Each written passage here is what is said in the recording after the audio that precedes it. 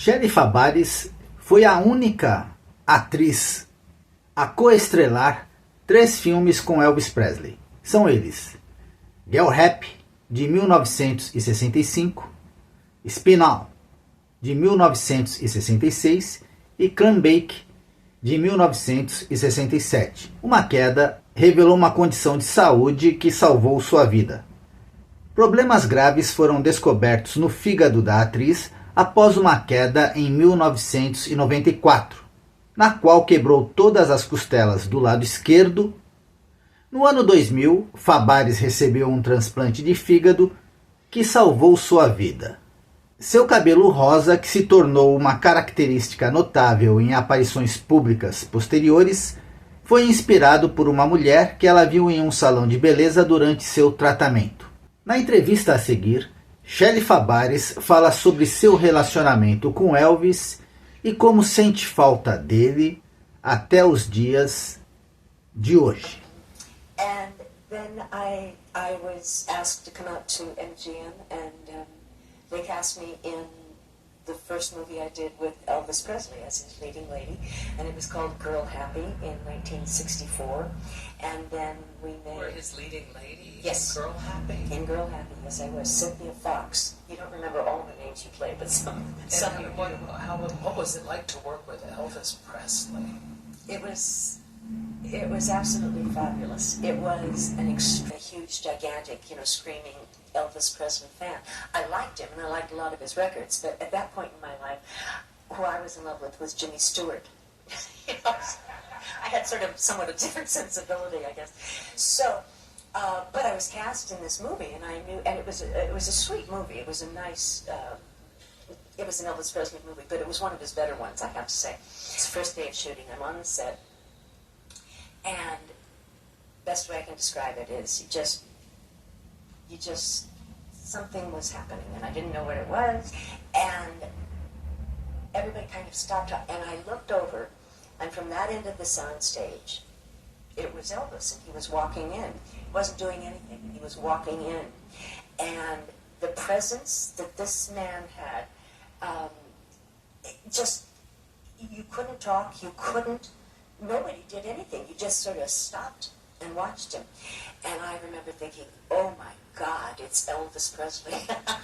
I'm never going to be able to even open my mouth around him. I suddenly, all my years of, Jimmy Stewart's for me, this man was just so, he was beautiful and, but just a charisma that was just amazing. I'm happy to say, very happy to say, we became, you know, you meet certain people sometimes and you say hello and the other person says hello and it's just a click. You feel like you've known each other forever. Yeah, it's always amazing and interesting when that happens. And that happened for Elvis and for me. We just clicked. I ended up doing, Monica announced yesterday that I was the only person who ever did 3 movies with him, so I mean, that is true. And we just had a fabulous, fabulous time.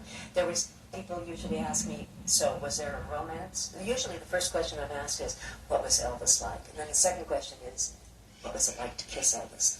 And then the third question is usually, okay, did you have a romance with him? Well, no, I didn't. I had actually just become married, not to my first husband, about 6 days before we started the movie. So,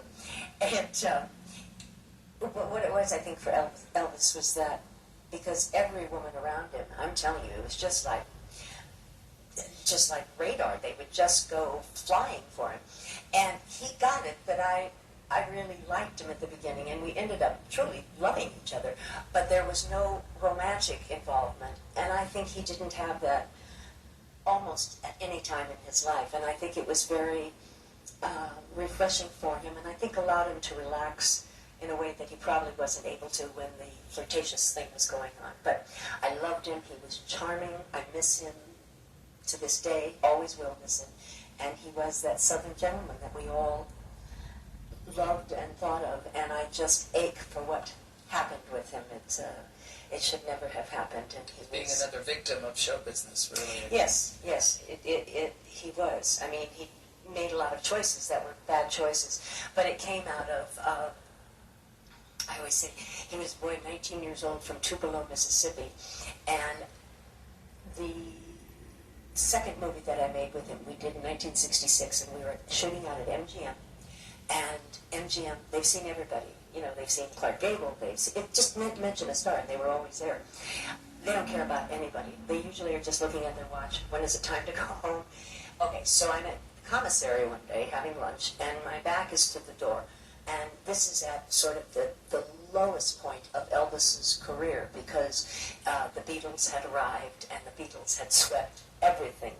And but we were still doing this movie. Anyway, the MGM commissary was a gigantic room, and I was having lunch with somebody, and I was facing her this way, and the door of the commissary was in back of me, and then all of a sudden, it was that same something was happening, you know, and I didn't know what it was, and then I swear to you, nobody believes me, but this is the truth. This is what happened.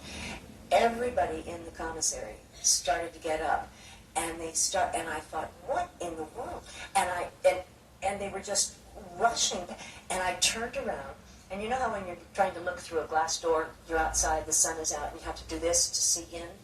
Well, it was Elvis, and he was looking in, and he was seeing in, and all of the people at the MGM commissary, were running to the door to get to him.